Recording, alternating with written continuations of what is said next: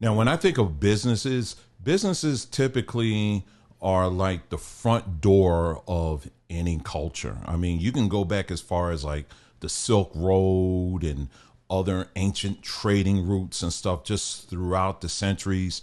And what businesses and traders, what they provided was just more than just products. These were just kind of like indicators. It gave a sneak peek to what these cultures were about, what were their specialties, and all of that, from different incense to clothing to metals and all of these things. They give us a sneak peek on the things that this culture is very proud of. And so if you fast forward to today, businesses in general pretty much no different. When you look at Western culture these days, it's a hodgepodge of all different types of influences. So you're getting all kind of things, and it gets lost when, in my opinion, a lot of things get lost too in the process, because here you have westernized stores that are selling products made from in China, so there's a lot of things that are getting lost too. But I will say this: small businesses are really the main bellwether, if you will, that are the small businesses that are still in existence, that really are the only indicators that we have today. Not so much the large businesses, but small businesses, because they really tell us, again, they give us these indicators and give us kind of the cliff notes of a culture. If you go to a Chinese restaurant, for example, or if you go to a delicatessen, or any other restaurant from different cultures, or not just a restaurant, but it can be a shoemaker, it could be a watch repair shop, it could be a number of things. Again, they give us small indicators of what these cultures are really about. Well, when it comes to the Black community, it's really no different at all. I mean, when you look at, us coming out of the whole slavery thing and all of that, we were left with trying to piece together our own story. And what better way to do that than with businesses? When you look at in the Deep South, for example, one of the businesses that you would find numbers of Black people involved in was selling produce. I mean, we've spent 400 years or so growing it, and so we took the strength that we developed or already had, and we made it into businesses. Black people were known for selling things like watermelons. Now, people today laugh at that and say it's a stereotype and all that kind of stuff. But no, when you know the history of watermelons, where they actually come from, and, we were very good at it. And so this was one of the businesses, that we were very good at when it comes to selling things like produce. Then, of course, house cleaning, that was another thing. Running our own stores, gardening, it's just a whole bunch of things throughout the years that over time, we were able to demonstrate, hey, it's our time to kind of tell our story in this mixed up book that we've been thrown into. And throughout the years, we had this opportunity to show off just how proud we were of being able to make it through all of that. But still, we were very resilient and were able to build something that we can all be proud of, and that it was something that, really told our story. So as a small business owner, this is something that motivates me. It's, of course, number one, being able to make sales and things like that. I mean, of course, that's mainly what business is about. However, it's a lot greater than that. I see it as a way for me to really to raise the standard, if you will, on certain things. In our case, one of our businesses is health and wellness, and really trying to make that into the issue, the thing that we really focus on, so it gives me an opportunity to be able to convey those values that have been passed down in my family and continue to push it on into this generation, and hopefully it can replicate itself.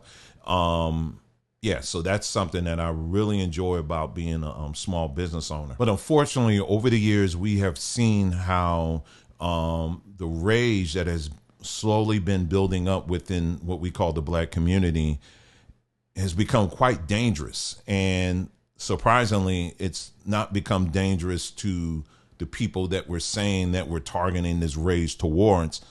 But more often than not, it's the innocents. It's the people within the community that get hurt the most. For example, during the late 60s, you had the whole burn baby burn situation after the assassination of Martin Luther King Jr., you know, in places like LA and other cities across the nation.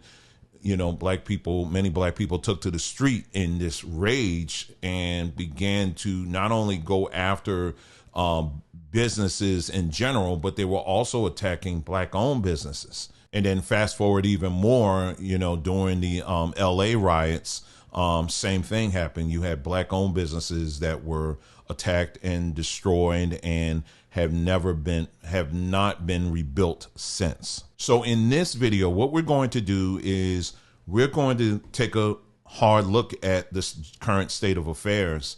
And we're going to see that this is still an ongoing issue, you know, particularly amongst many black-owned businesses that oftentimes are brick and mortar, you know, because you have brick and mortar black-owned businesses. Those are businesses that are physical businesses that you can actually walk into, you know, like on Anytown, USA. Then you have online businesses. What we're focusing on are black-owned businesses that are brick and mortar, and their owners have chosen to be within the community to provide their service. One of the biggest issues that many brick and mortar black-owned business owners face today is crime, and it's not necessarily crime coming from white people. It's actually crime coming from the community that they are trying to serve. And so that is what we're going to highlight in this video. And I understand that for numbers of people, they don't like seeing these videos. They don't even like having this conversation. But if we're going to repair, if we're going to do the necessary repair work, we have to look at what needs to be repaired first. We have to look at the damage and take an assessment. And we cannot run away from this. We're going to have to really take a long, hard look at this. And then from there, we can see just how serious the damage is. And then we can start making moves to make some corrections with this. So let's go ahead and take a look at these videos here. And you'll hear from me, you know, somewhere in the middle of this. And then towards the end, we'll wrap it up. So let's go ahead and get started. Thank you, Oakland. I appreciate this shit. All the fucking hard work. 20 years of fucking working. This is what y'all gave me. Thank you. I appreciate it so much. Shit is just great, man. Worked so fucking hard to build this shit. So many fucking late nights, early mornings for this punk ass shit right here. Coward ass, bitch ass shit right here. Thank you. Thank you so fucking much, Oakland. I appreciate that shit, bro. All you niggas with this punk ass, phony ass, dumbass beef shit y'all got going on, man. I appreciate y'all, bro. Y'all brought that punk ass shit to a fucking restaurant, the only black-owned fine dining restaurant that we have. Thank you. Thank you. I give up. Thank you. I appreciate it. You see the smash that, but they broke the glass out of here. You understand the frustration, though. And, you know, no lives were lost here. The property can be replaced. We got your back.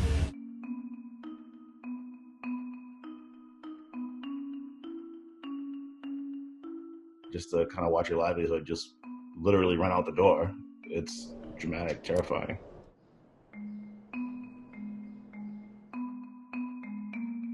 It's hard right now. You just want everyone to come together and do things peacefully. This is a business that's been here for generations. These businesses that you guys are out here tearing up, we need these businesses. You got to stop thinking about what your short-term gains from looting will be and realize what the actual community impact is. Seeing what business you want to support can really help the cause, because who you give your money to is who you give your power to. The more solidarity we have towards this cause, the more love, the better it is. Again, this is another black-owned business. I want you to listen to it. People skipping out on their bills lately. Tia Ewing has the latest on the uptick. Now you see them and now you don't. We've blurred the video because the trio hasn't been charged yet. But you can't miss that distinctive blue wig and the massive tab they left behind. The server went to the table. They asked for the ticket to be split. She left from this table behind me to a few steps away, clicked the button. As she left, they got up one at a time and walked out. 3 days ago, the three women from Rochester, New York visited Soul Vibes in the Near North neighborhood to celebrate a birthday and left behind a surprise, an unpaid tab of over $200. And they actually ran out the door and ran and hid behind a service vehicle that was in traffic. They decided to dine and dash after devouring chicken wings, Alfredo, and washing it all down with flights of drinks. It's not violent, but it's a crime, and it affects us, and it affects our bottom dollar, and it affects our team members. They were spotted on surveillance, leaving one by one within 30 seconds of the server stepping away. They also forgot that they signed up on the wait list before being seated, including their name and phone number. And to add insult to injury, they posted this onto social media, thanking the restaurant for the free food while laughing at waitstaff like Chloe Jackson. I'm here 3 days a week. Their greedy crime comes with a much heavier cost. Some places do make the servers come out and pay for those bills, but Fab and Soul Vibes here, they don't make us pay for it. That's really grateful, because $300, $400 could really break our bank for that day. Sadly, dine and dash incidents are on the rise. The owners run 2 Soul Vibes locations and 3 I Can't Believe It's Not Meat restaurants. And in the last 6 months, they've seen an uptick in these type of incidents. These are just a few of the incidents they've recorded. It's an industry of pennies and nickels. So when you get these dine and dash incidences, you know what I mean? You know, the consumer or the people that are doing this dine and dash might think, oh, it's just $100. Yeah, but it's hurting the bottom line. Now at 4, the man federal agents say was behind an explosion at a popular bar along the Alameda corridor 4 years ago, or 5, I should say, was in court. What he's accused of was a big story back in June of 2020. It rocked the Alameda corridor at the time. It was early, 4 in the morning, and literally rocked the Alameda corridor. Windows were blown out of homes in the Museum Park area because of this fire.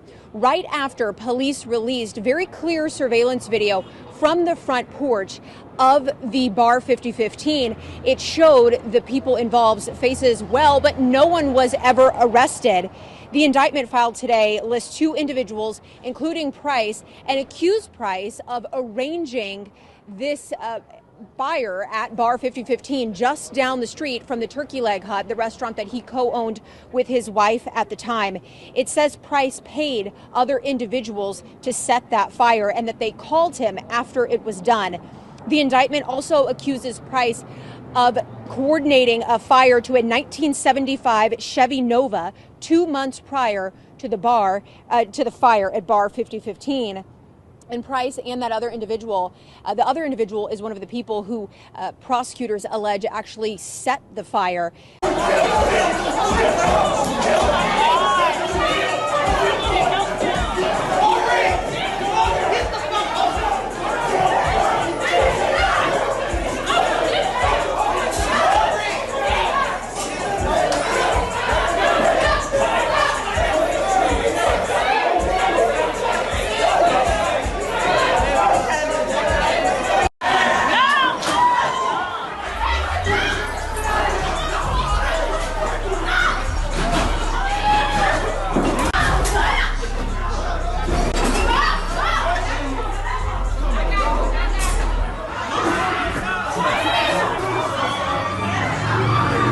Right now, a local minority-owned business is speaking out and pleading for a better way after several acts of vandalism. Our Simone Jameson spoke with them tonight in a story you'll only see here on Fox 19 Now. I'm just outside Black-owned outerwear in Over the Rhine. The managers here tell me they are frustrated and searching for answers as police investigate 2 separate acts of vandalism reported at their business in the last month. You can see here that the owners of this business have since spray painted this message over plywood saying, "You can't stop us," to the vandals, but tell me they're still shaken about all this. It's frustrating. As we're celebrating 12 years, we would have thought we would be past this, exempt from things like this, because we're a staple in the community. Thomas Dawes is the manager of events for Black-owned outerwear and the Black-owned coffee shop on Elm Street and Over the Rhine. He tells me his team is disheartened following 2 separate acts of vandalism. One they reported on August 10th, shattering their glass window, and another back on July 7th. busting the sliding glass door to their coffee shop. Several of the owners go out in the community, do book bag raises for children. We do mental health events next door at the coffee shop. We're so tapped in, you think that it wouldn't happen. Dodds tells me the heinous acts are big blows to the minority-owned business with a staff of around 5 to 6 people. He says pushing ahead and restoring things to the way they were before will likely cost them a minimum of $3,000. It isn't going to stop anything, but it is sad when it comes to small businesses like this. Those are things that affect us more. At that time, that's either a vacation, bills, something getting taken out, or less product being produced because we have to put money into the window. Dodds says his team is using the crime to spread positivity, but are still confused about why anyone would want to damage a place that's come from such humble beginnings. It's just sad. Who could it be? We talk to our neighbors. We're cool with them. It's a community here, and we're really big on building community with everybody, and we treat everybody with respect. So it's baffling to see us get vandalized like that. Dodds tells us the owners are doing what they can to be vigilant and stop further acts of vandalism while rallying the support of the community they've supported for more than 10 years now to find the culprit. We don't want to promote violence, and we're not violent people. So we want to let them know, yeah, what you did was wrong, but we'll get over that. You're not stopping anything, but how can we help you? Dodds says staff will now concentrate on creating a concrete timeline to replace this window while also planning to add more security cameras. Anyone with information about the acts of vandalism is encouraged to contact Cincinnati police. In Over the Rhine, Simone Jameson, Fox 19 Now. As it is to see so many people coming together to clean up, we have people like Christopher, who is a store manager here of Social Status, which is a Black-owned business. And, you know, you came down here this morning, and if you want to pan into the store right now, you said there were clothes, there were accessories, there was tons of stuff stolen. And how much do you think is lost out of this? I couldn't say a number. I mean, at the end of the day, it's tragic, you know? I mean, it's not even worth the money at that point. Like, at this point, it's just one of those things where it's just sad because it's a protest that was supposed to be meant for much more than what this turned into. I mean, I'm just glad nobody got hurt, but as I said, like the price-wise, you can't put a number on it. I mean, like a price for something like this, it's like a landmark. And for it to be a Black-owned business and to be treated like this it's despicable. I mean, I understand people are upset and they want to voice it and protest, but there's more ways to do it. There's better ways to do it, and there's other ways to do it than what we've seen here. And you mentioned, you know, the protests. Obviously, they were protesting the death of George Floyd, the police brutality, unarmed Black men that have, you know, died. But then they're turning around and you know, affecting Black-owned businesses in this way. How do they, in your eyes, how do you balance that? How do you get your message across without this happening? I mean, balance. Honestly, I can't really say how we can find a balance. It's one of those things where everybody has to put in their efforts to come together and say enough is enough.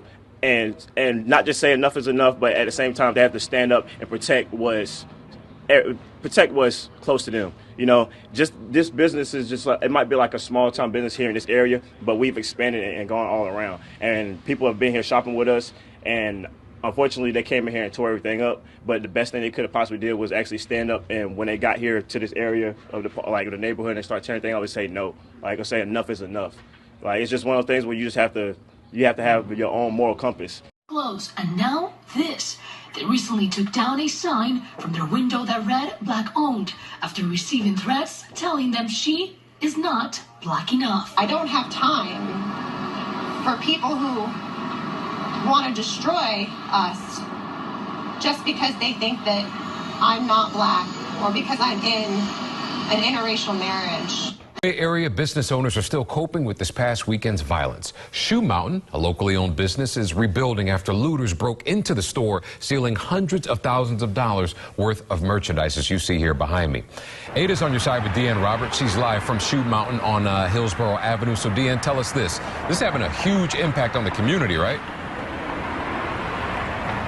The owners and many people in the community are hurt by what happened here at Shoe Mountain because this is a black-owned business, and this is just something that honestly does not make sense. You know, instead of protesting the death of an unarmed black man, looters took advantage of this situation and took advantage of a black-owned business. I want to show you all how it all went down. Take a look at your screen. A mob of 40 to 50 people broke into the store, busting through the security bars. Check out these different angles. You can see people rush directly to the back of the store, stealing several boxes of high-end shoes and even some clothes. And this was the aftermath. Broken windows, shattered glass, and more than $100,000 worth of merchandise gone. Despite the looting, Shoe Mountain managed to replace all of the broken glass and reopen its doors all by Monday. The walls are still bare and they're still tallying the missing inventory, but customers are still coming in. One of the owners, Karif Johnston, says he's disappointed at the looters, but they're moving forward. Anybody who chooses to do wrong, they're always going to try to find these moments to do that. It don't matter who you are, what skin color you are, they're always going to find these moments to choose to take advantage of these opportunities. Allowing this one moment to say, hey, it's going to break us, it's not. It's much bigger than that. Johnston put these signs up saying black-owned business, hoping it would deter any more looters from coming to this store. Quite frankly, that is so disappointing they even had to take that measure. Other measures that are now in place is increased security. You can see behind me, they've gone ahead and had security here overnight, and that will happen until further notice. Now, as far as the real community, the real supporters of this business, they do have a GoFundMe fundraiser going on where they've raised close to $8,000 in order to support Shoe Mountain. I'm live in Tampa. Deanne Roberts, 8 on your side. This is just another reminder of the story that we talked about, Miss Z in New York, in Harlem. And, you know, she was the first black woman in New York City to have a, what do y'all call the corner stores in New York City again? The, whatever the name is. She was, according to her, she's the first black woman to own one of those. And so you're talking history here. And unfortunately, she's no longer with us. Let me play the video here. Now to just a heartbreaking story out of Harlem. A 61-year-old grandmother killed by senseless gun violence. Yeah, that grandmother was hit by a stray bullet last night on Lenox Avenue. Her killer is still on the loose. Right now, Mayor Adams is joining community leaders for a candlelight vigil at the scene of last night's shooting to call for an end to gun violence in that area. Eyewitness News reporter Janice Yu is there with more on the vigil and the police investigation. Janice. You gotta tell the right story. Well, Joe and Liz, Mayor Adams actually stopped by earlier, but now community members as well as local activists and the family members are gathered to remember the 61-year-old who was shot and killed. Her name is Xenia Met. She lived right here behind me. She had come outside to see what was going on when she was shot. People tell me she was a business owner. She was a leader, but an activist who meant so much to people in this community. Opened fire in the streets of Harlem. He was shooting at another man, but an innocent bystander, 81-year-old Xenia Mate, was the one who was hit and killed. What a horrific murder, senseless. And today, 23-year-old Ricky Shelby turning himself in to New York police. Eyewitness News reporter Darla Miles live in Harlem with the story. Darla. Bill and Sade, 23-year-old Ricky Shelby surrendered to the Manhattan District Attorney in Lower Manhattan earlier this morning. Then he was brought to Harlem to be interviewed by detectives at the 28th Precinct. For friends and family who have been waiting for an arrest in this shooting, this closes almost a week of the hunt for the suspect. As for healing after the death of this community matriarch, that is going to take a lot longer. 23-year-old Ricky Shelby escorted out of the 28th Precinct Monday afternoon.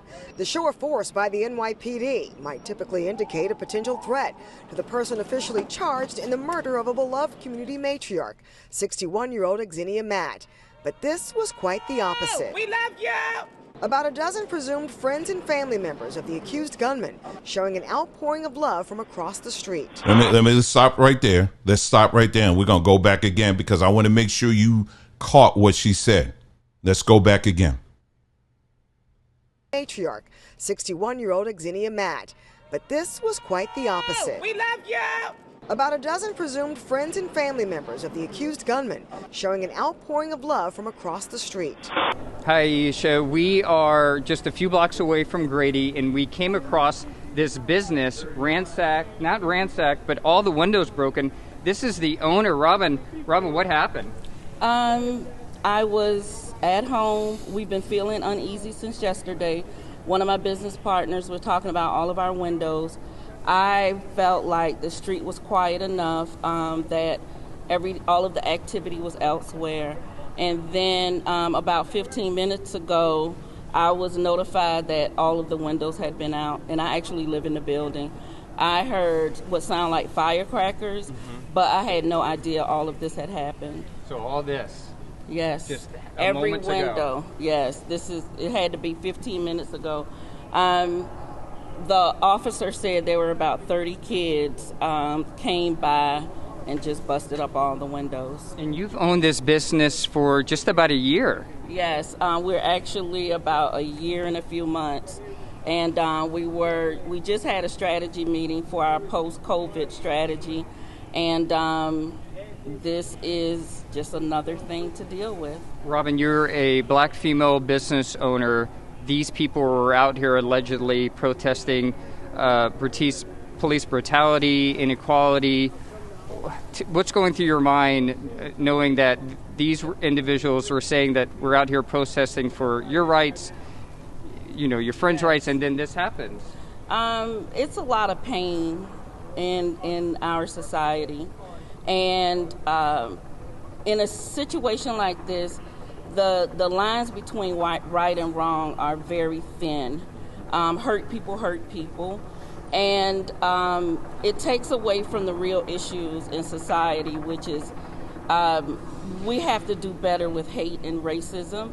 And I think a lot of people don't have the type of guidance and love that they need to really function in a society that's has a overtone of oppression. Robin, I can't thank you enough for doing this interview in such short notice, literally opening the door, showing us the damage. I wish you the best in cleaning up, reopening after the pandemic and through the pandemic, and then picking up the pieces from here. Thank you so much. Well, it's the kind of thing that can really hurt a neighborhood. Over the past few days, multiple black-owned businesses have been burglarized across St. Louis. As Fox 2's Max Dieknight explains, business owners, customers, and neighbors say it is past time young people stop attacking their own community. A string of recent attacks on black-owned businesses like this one at Tootie's Barbecue on Wash Ave has St. Louisans fed up. The owner tells me she was heartbroken when she discovered this Tuesday morning. She now has to lock her front door with a chain. Across town, even more damage at the Lillian Market in Jennings after a car full of suspects repeatedly backed their minivan through the shop's wall. They quickly got it patched up. Still, residents fear these kinds of attacks could have consequences. If they decide to say, I don't want to be here no more, they tired of what we putting them through, they can leave, and then we still going to be stuck here with nothing. Early Wednesday, another recently opened black-owned business, Pineapple Tings on North Sarah Street, had its front door smashed in. They were back open Thursday, plywood now covering their damaged entrance. Amy Shaney knows the feeling all too well. Her shop, Dope Girl Fresh Boutique off Natural Bridge in North City, was broken into last month. So when I woke up and got down here, the windows, the door was busted out. They had pushed the bars in. Shaney says thieves also broke into her other shop off West Florissant earlier this year. You would have thought they had a key. I sent you the video, but it's just like they popped the door right open, went to turn stuff up. They turn more stuff up than they actually take. Shaney says these kinds of break-ins are what lead to community decay. She hopes the young people she suspects are behind this stop targeting their own community. It's just going to stop black-owned businesses from being able to open or feeling comfortable with opening. Max Dieknight, Fox 2 News. Now, in this following clip, I want you to take note of how these people are actually talking around the issue, because they're bringing up how it's, in their estimation that, if these businesses were located in the white section of town, then the response of the government would be a lot quicker. However, what they're talking around is the fact that who's committing the crimes in the first place. It's black folks. So yes, the government should step in and I'm sure do more than what they're doing. But before we get to the government, how about we take responsibility of what we can handle right in our own backyard? See, when you go back in time, a lot of times the community, the black community, oftentimes, we didn't have the support system of the government. We had to take matters in our own hands. And this is the mindset I'm saying that we need to get back to, as opposed to always waiting for the government to come in and to provide help and assistance. There has to be a mindset that comes back where we begin to start taking matters in our own hands as it pertains to things that are happening within our own backyard. Vandalisms, break-ins, and crime in general has been an issue for some business owners in the Black Wall Street community, and they believe if they were in a more affluent neighborhood, the public safety and economic development response would be different. I've been here close to 32 years. Tutu is a business owner of a Subway franchise in the Black Wall Street community at the corner of St. Paul and East 25th Streets. It's one of two of her current locations. She says this one has had the most issues when it comes to crime. Yes, break-ins and people coming in, trying to hold us up. This Subway has been held up 4 times within the past few years, the most recent happening in September of this year. Nobody wants to work somewhere where they have to be scared whether somebody's going to come in and rob them. This year alone, there have been more than 24 robberies in the area, half of them commercial robberies. Neighboring business owners like Chef T, who owns Terra Cafe, have had similar issues.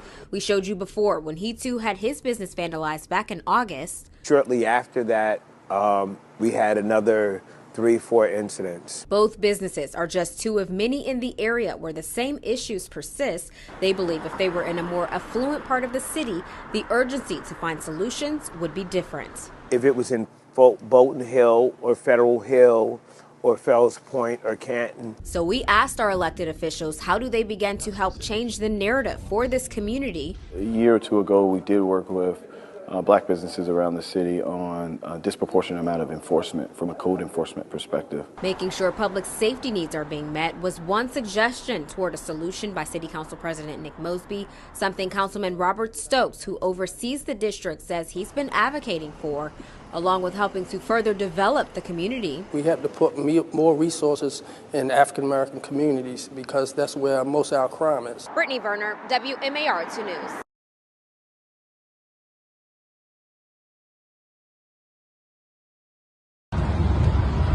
Ready? Yeah.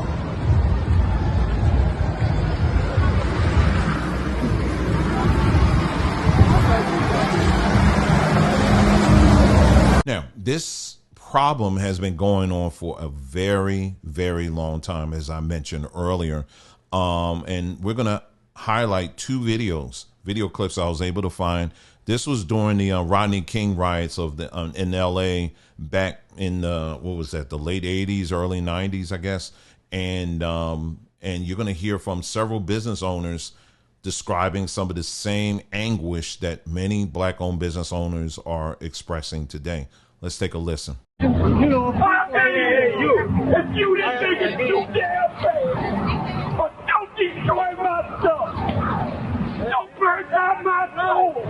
Come on, Carl. I worked too hard for this. People don't even understand nothing. Come on. That's not right. That's not right. That's not right what y'all doing. I came from the ghetto too. Same as all of you did. Y'all need to listen. But you know, y'all mess up my business. And you call it black power.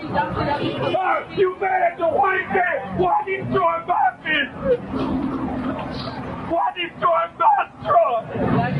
Why steal my computer? I'm trying to make it. Could you understand that? Can't y'all see it? I'm trying to make it. The problem that bothers me, you says Black Lives Matter. I've worked here part-time. Plus, I'm a part owner of this store. You said Black Lives Matter.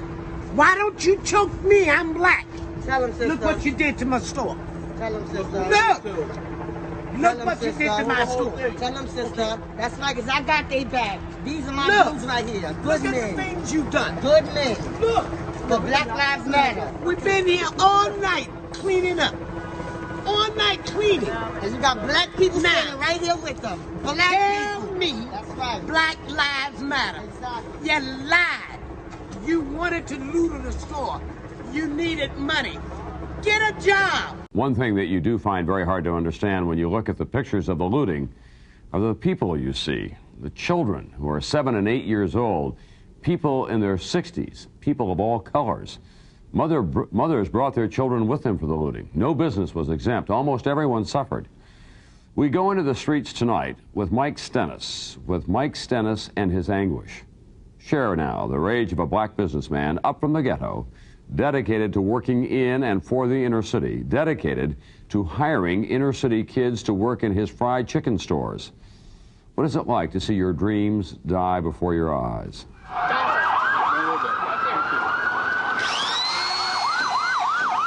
This store here was the first store that my parents built.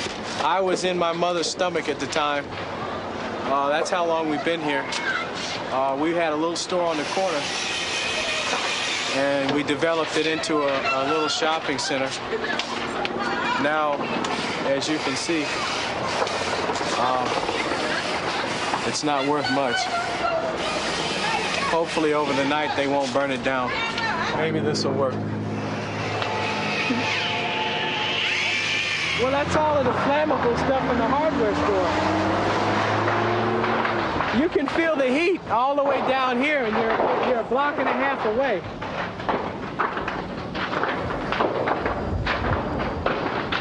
I just don't see the point.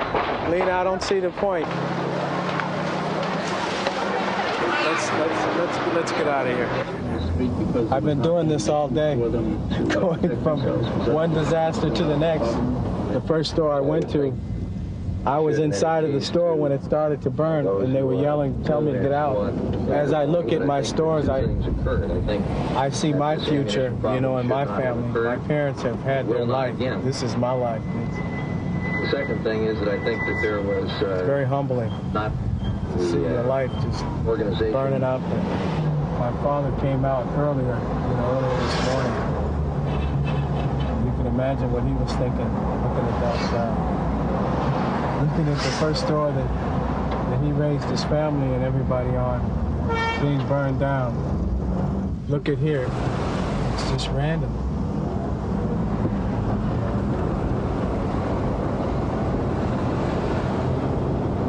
It's sad. It's very sad. As you see, people are just standing on the corners, waiting for the next bomb to drop. You kind of feel like you're in Lebanon. When you see the people walking away, they looted boys, swap meet. See, they got everything they could carry. See my store, it says Golden Bird right there. That was our 16th store. Hey, excuse me. This is my store. You mind not taking anything out of it, please? Ma'am, hey, come on. This is my store. Okay? You know, you guys do black people just, like we ain't shit. No, not really. Well, you know Golden Bird is owned by blacks. How we know? You know. I don't know. Yeah, you didn't care. As you can see, here's, look at this. This is our life. This is it.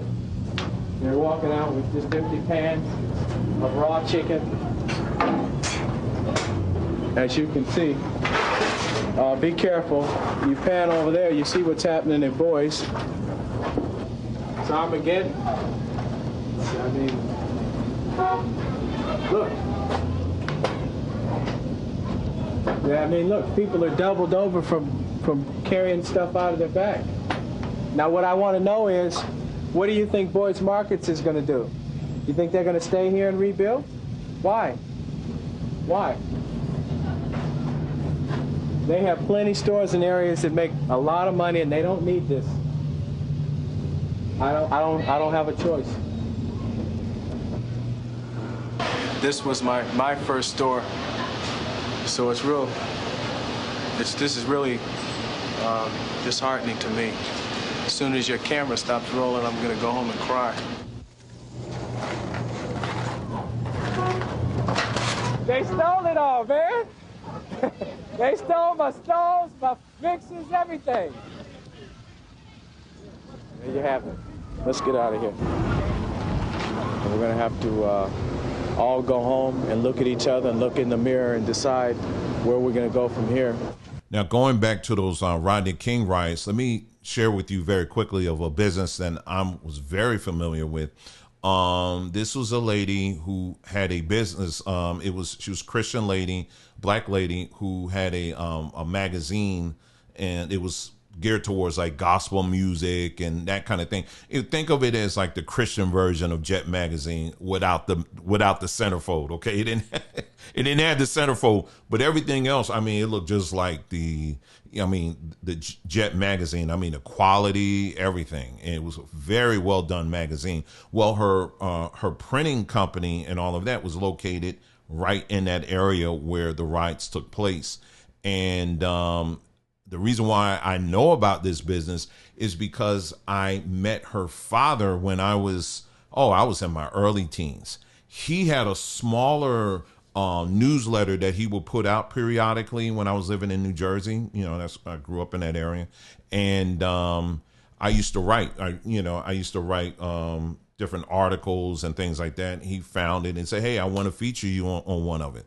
And he was so impressed with it, he sent it out to his daughter in L.A. who had this magazine. So that's how I know her.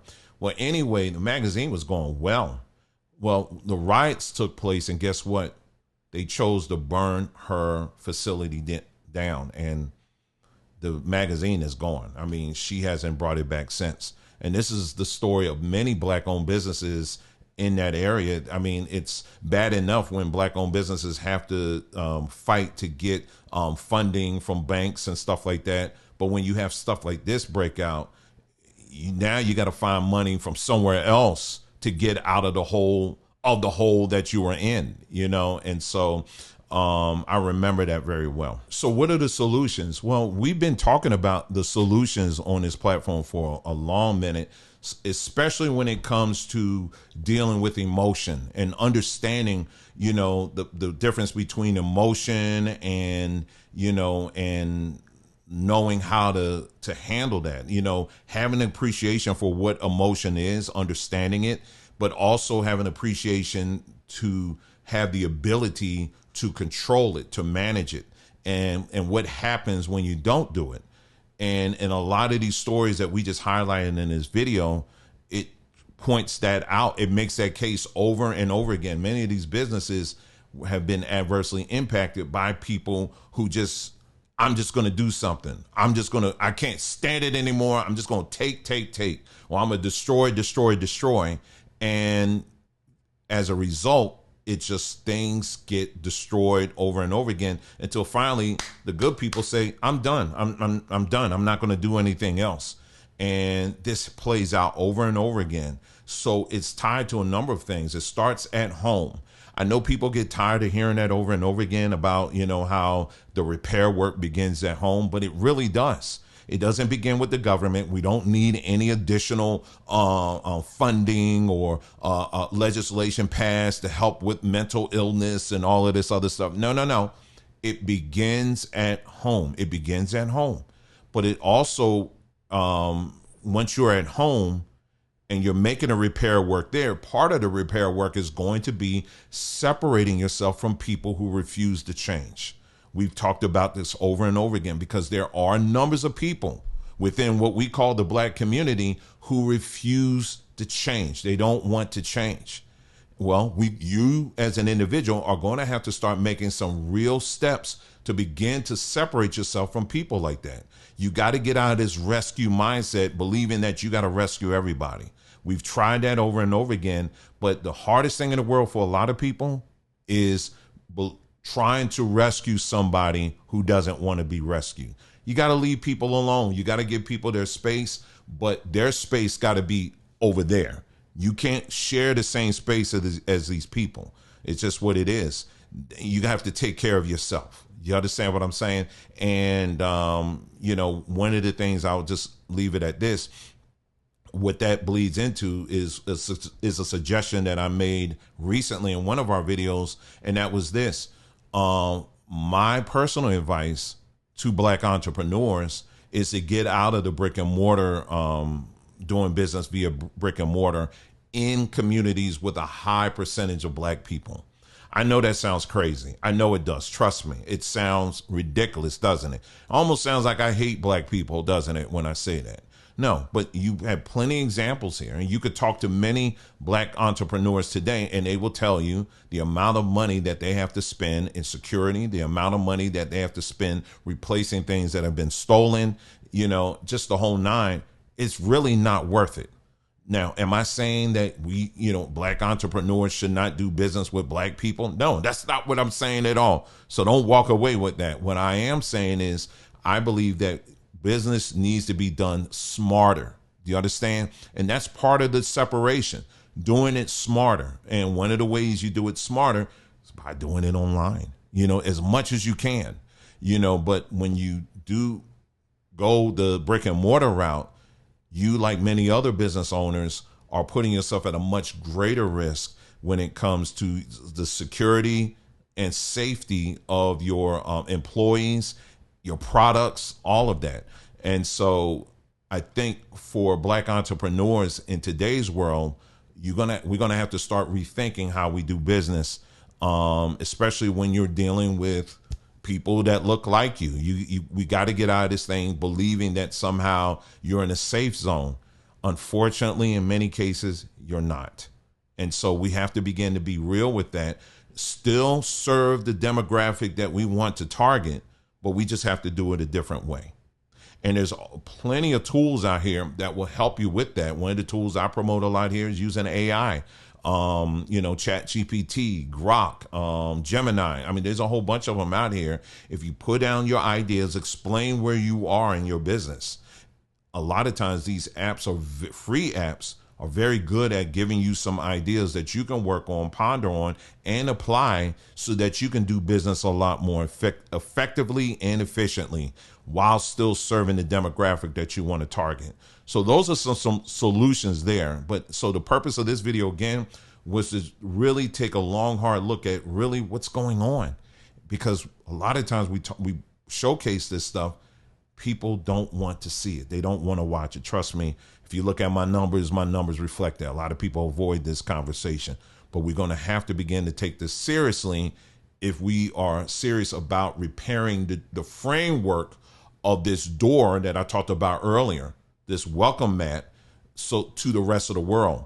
We're going to have to be serious about that, because right now the story that is being told to the rest of the world is that we hate each other. We have to be honest with that. And so the question is, are you one of them? So I hope you got something out of this. You guys take care, and we'll be talking again soon.